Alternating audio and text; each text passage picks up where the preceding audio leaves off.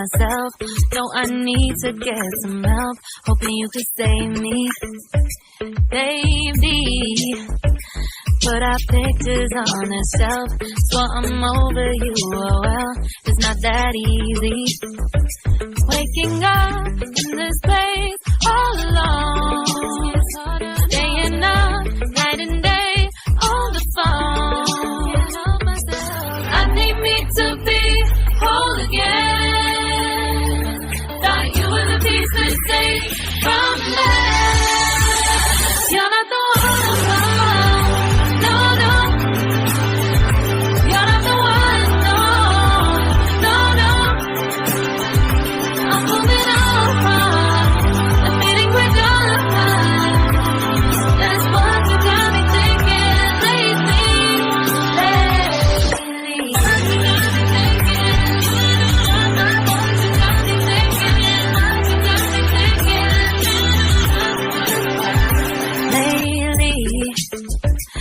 Been trying to fix the mess, get myself up out of bed, but I'm feeling empty.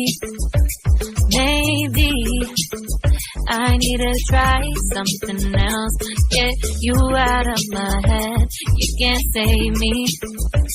Waking up in this place all alone, staying up night and day on the phone. You're not the one.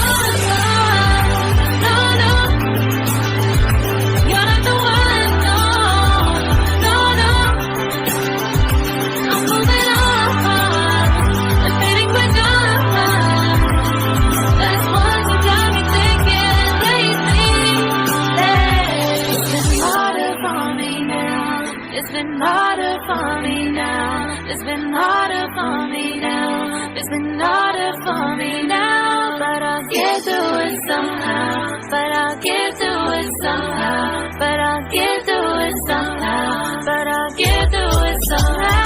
You're not the one. No, no. You're not the one. No, no, no. I'm moving on. That's what you got me thinking lately. You're not the one, no, no. You're not the one, no, no, no. I'm moving on and fading with God.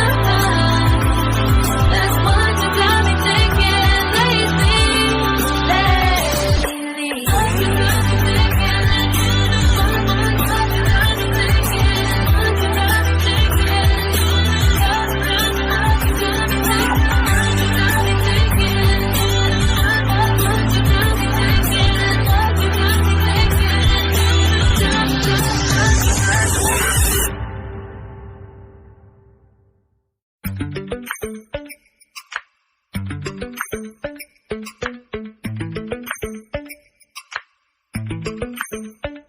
Lately, I've been lying to myself.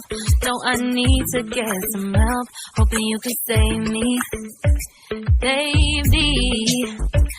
Put our pictures on the shelf, so I'm over you. Oh well, it's not that easy. Waking up in this place